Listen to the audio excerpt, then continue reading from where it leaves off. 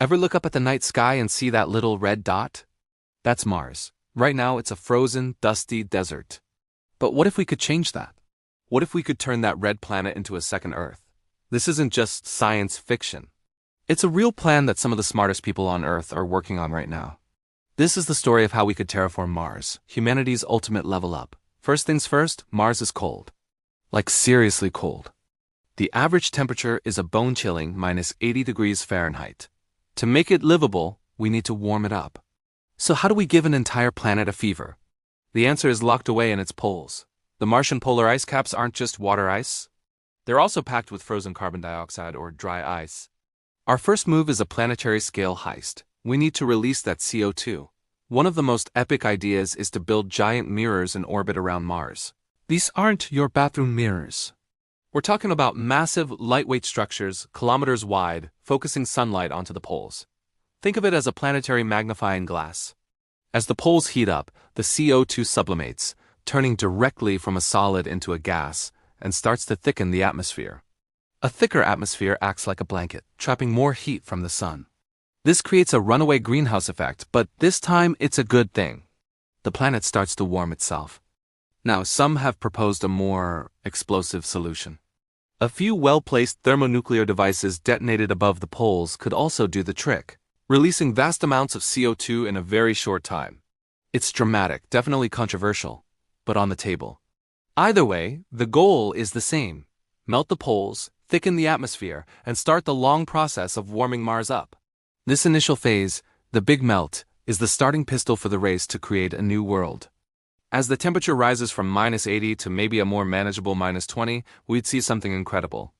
For the first time in billions of years, liquid water could start to flow on the surface of Mars. So, we've kick-started the planetary thermostat. Mars is getting warmer, and we've got a bit of an atmosphere. But it's mostly CO2, which last I checked, we can't breathe. Step 2 is atmosphere loading, and this is where we get biological. We need to introduce life. But not just any life. We need the toughest, most resilient pioneers we can find. Cyanobacteria. These little microscopic powerhouses are incredible. They're some of the oldest life forms on Earth, and they're responsible for our own oxygen-rich atmosphere billions of years ago. They basically eat sunlight and breathe out oxygen. We would see the newly forming Martian seas and damp soil with engineered strains of cyanobacteria.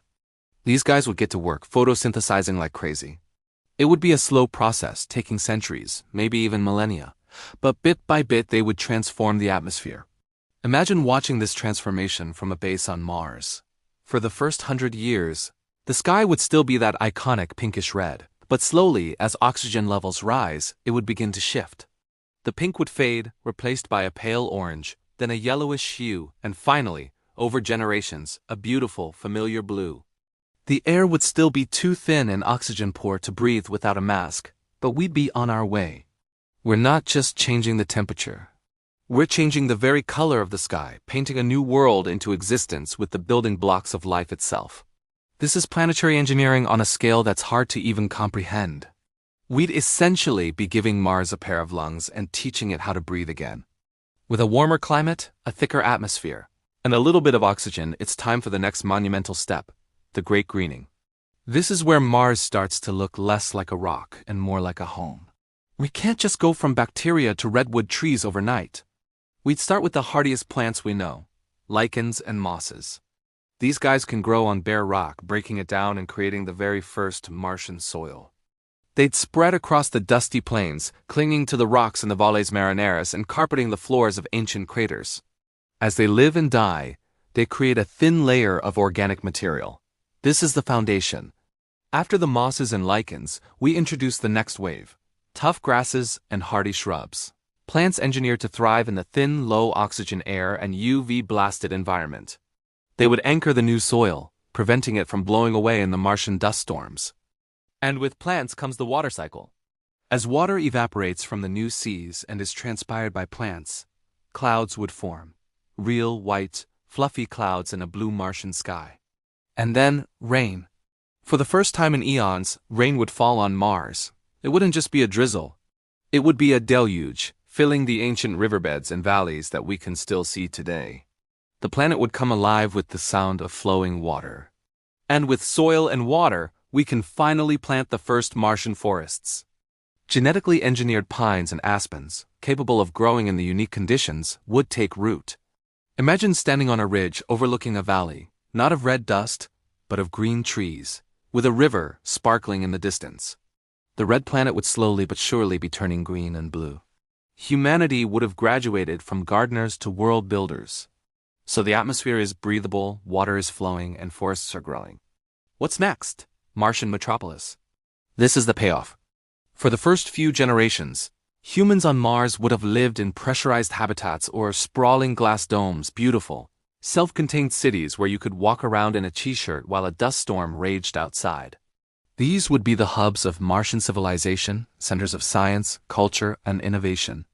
But the ultimate goal of terraforming is to walk on the surface without a suit. Imagine that moment. After centuries of work, a human being takes their first breath of open Martian air. They step out of an airlock, no helmet, no bulky suit, just them and a brand new world. The air would be thin, like being on a very high mountain on Earth, but it would be breathable. The gravity, about 1/3 of Earth's, would make you feel light and strong. Cities wouldn't just be under domes anymore. We could build anywhere. Sprawling settlements would grow along the new Martian coastlines and river valleys. Humanity would have two homes. This isn't just about survival or expansion. It's about securing the future of consciousness itself. By becoming a multiplanetary species, we give ourselves an insurance policy against any catastrophe that could befall Earth. Terraforming Mars is the most ambitious project humanity could ever undertake.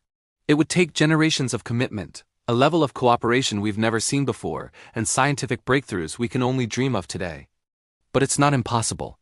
Every rover we send, every ice sample we analyze, every piece of data we gather is a tiny step toward that future. It's a future where kids don't just learn about one blue planet in school, but two. A future where I am going to Mars for the weekend is a normal thing to say. It's the ultimate adventure, the final frontier turned into the next backyard. And it's a future we can start building today. Thanks for watching this journey to a new Earth. If you're as excited about the future of space as I am, make sure to hit that subscribe button and tap on the bell icon so you don't miss our next deep dive. What part of terraforming Mars blows your mind the most? Let me know in the comments below. Until next time, keep looking up.